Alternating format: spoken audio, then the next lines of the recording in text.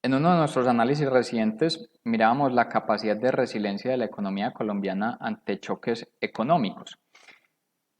Esos ejemplos de resiliencia lo vimos en el 2016, cuando se dio la disminución de precios del petróleo y nuestra economía logró crecer al 2,1%.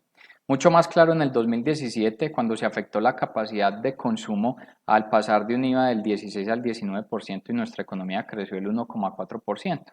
Sin embargo, esa capacidad de resiliencia con los choques que se están dando con este gran aislamiento, pues no van a ser suficientes y muy claramente nuestra economía va a presentar un retroceso del orden del 3 al 7%. Eso significaría una pérdida en nuestro PIB que es del orden de los 26 a los 75 billones de pesos.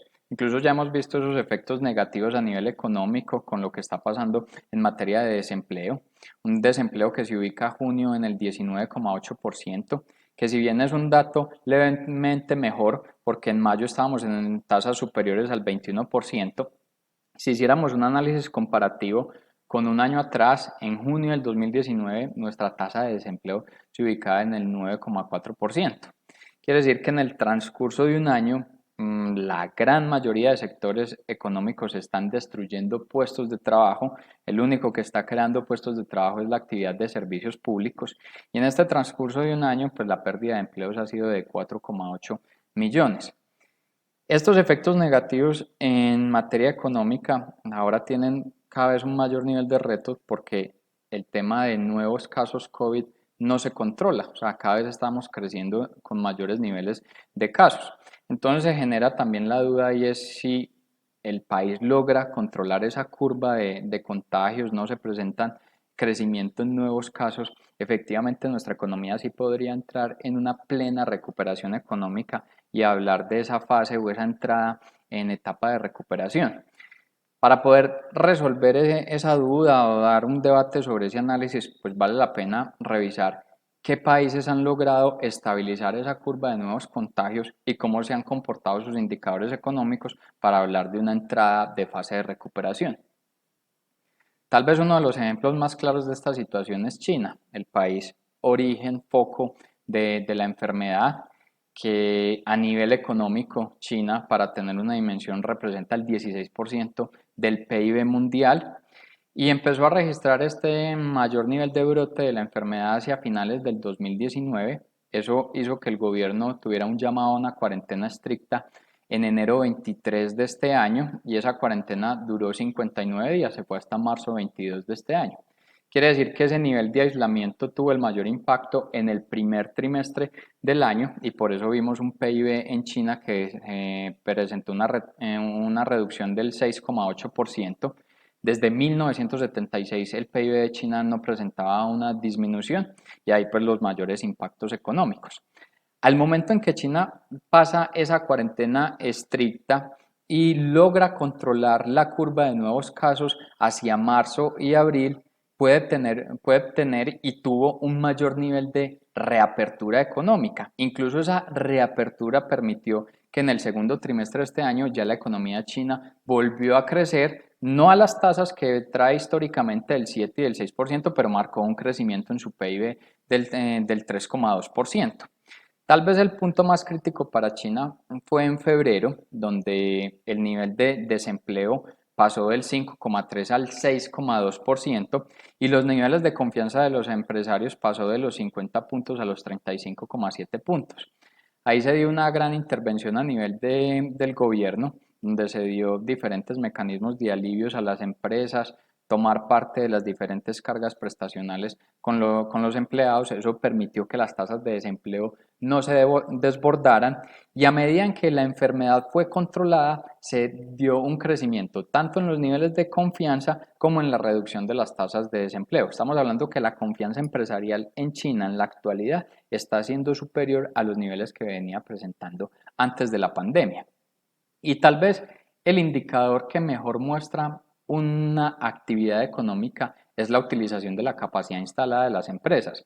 Ese indicador de capacidad utilizada lo que hace es mirar en los países cómo se está dando la producción industrial, cómo se está dando la actividad constructiva, cuál es el stock de inventario en bienes básicos y cómo se da la actividad financiera.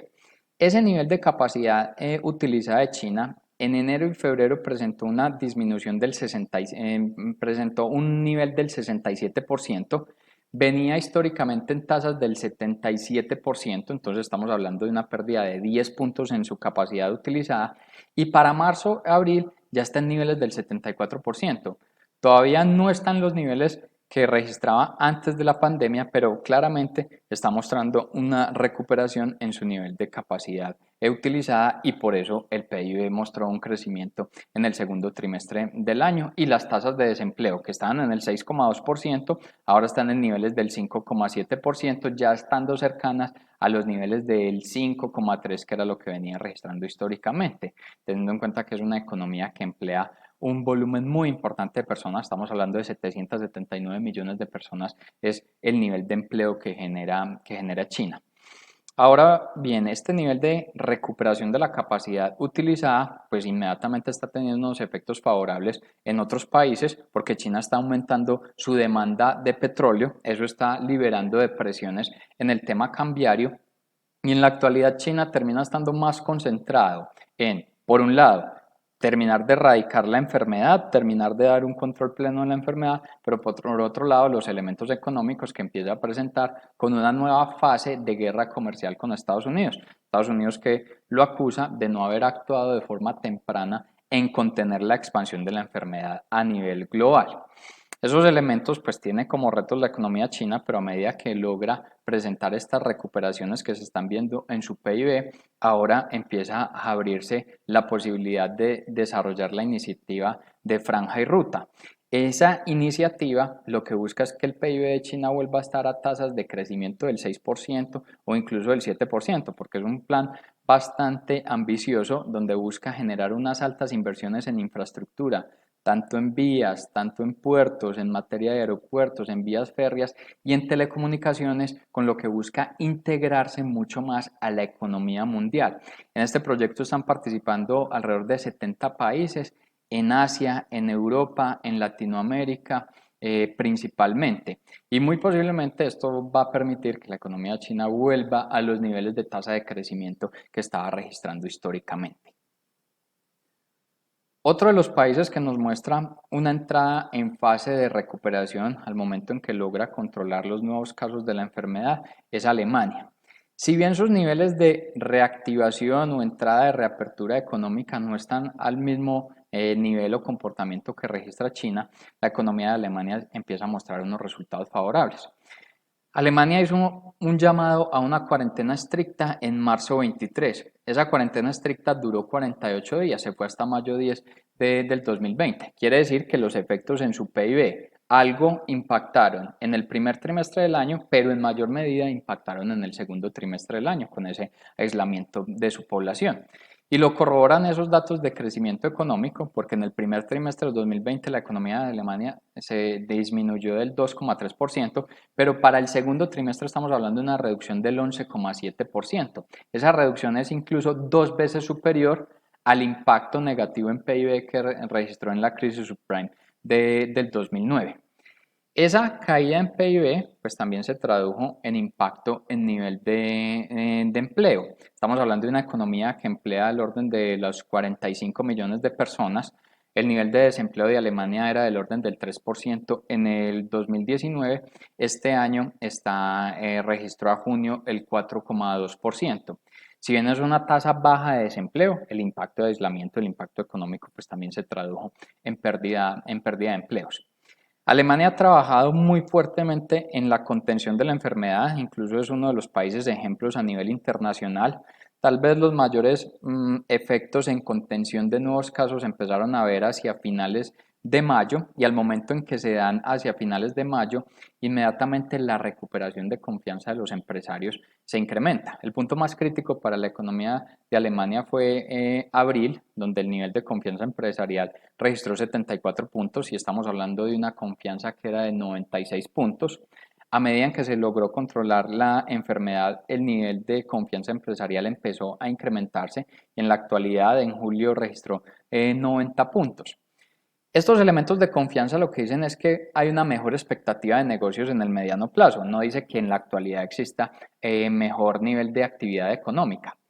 El indicador que mejor puede hablar de una recuperación de actividad económica es el de capacidad utilizada.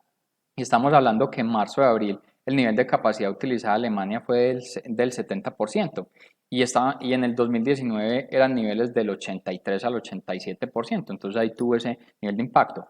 Pero para mayo y junio se da una recuperación en esa capacidad utilizada, entonces se da una entrada en la fase de recuperación del país, marcando un nivel de capacidad utilizada del 75%. En la actualidad, Alemania está inyectando a su economía planes de salvamento de 130.000 millones de euros que van a ir en este 2020 y en el 2021.